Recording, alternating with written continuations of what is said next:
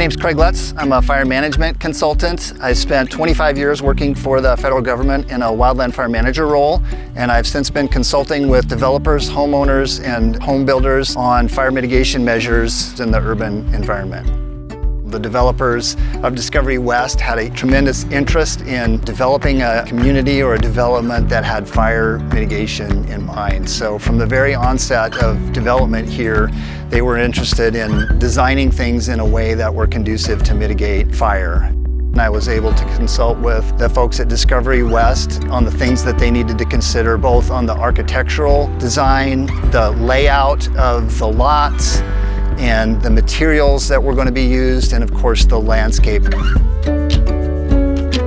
We want to keep fire on the ground so that firefighters can work safely and effectively. We space out the vegetation. Most of these plants are fire-resistant plants. Discovery West uses a list of fire-resistant plants that was first produced by the Oregon State University Extension Office, and we've since been working to expand that list to more fire-resistant plants. There are a few natives that we allow as long as they're dispersed and spread out, because most native plants are somewhat flammable because we live in a fire-dependent ecosystem. Let's go ahead and move up closer to the house. This is a really good example of just how everything kind of feathers out away from the house, with more restrictive measures up close to the house and then less restrictive as we move away from the house, so that we can have that mix of a somewhat more native landscape and then a more managed landscape close to the house to reduce the potential for wildfire ignition. This is the 5-foot fire-free zone. We have gravel in here. These are fire-resistant plants that we're using, and a stucco siding. Stucco is a great material to use, fire-resistant. You can see over in that corner that they've used a cementatious fiber product on the siding. Wood siding is allowed at Discovery West. In cases where the owners choose to use wood siding, we simply take a harder look at any vegetation that's placed next to or adjacent to the wood siding material. So we're really mitigating on somewhat of a case-by-case basis.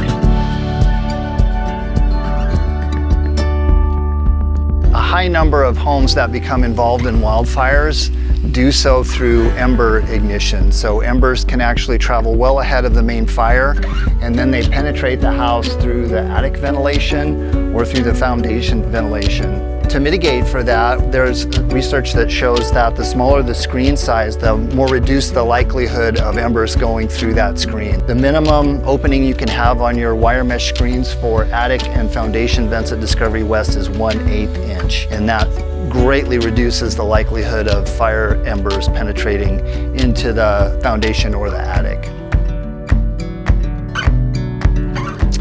As we move along here, we have a wood privacy fence. Wood privacy fences are allowed at Discovery West. We encourage the use of a non-combustible material where it connects to the structure. That way, if the fence did become involved for some reason, that it would stop before it gets to the structure itself. In this case, the owner chose to use wood material for their gate where it connects to the house, but they have treated this gate with a fire retardant material.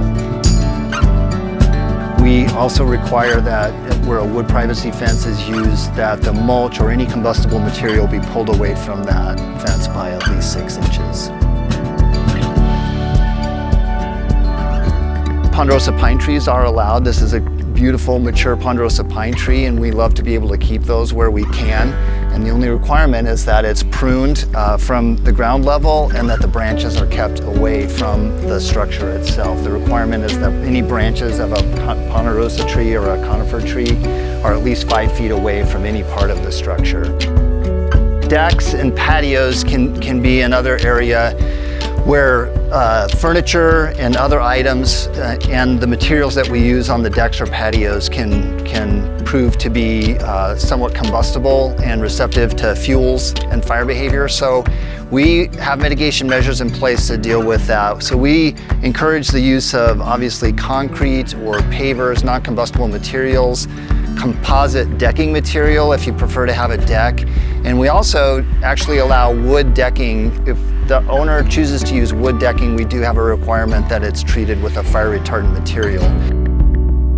This is a great example of a deck. They've used composite material on top with a little bit more fire resistant than a wood surface, so that's fantastic. And then as important, if not more important, is that they've closed off the bottom side of the deck. So the embers, needles, any of those items that might cause a fire cannot get underneath the deck and have anything to burn. Everything works together to reduce the likelihood of this structure becoming involved in a wildfire.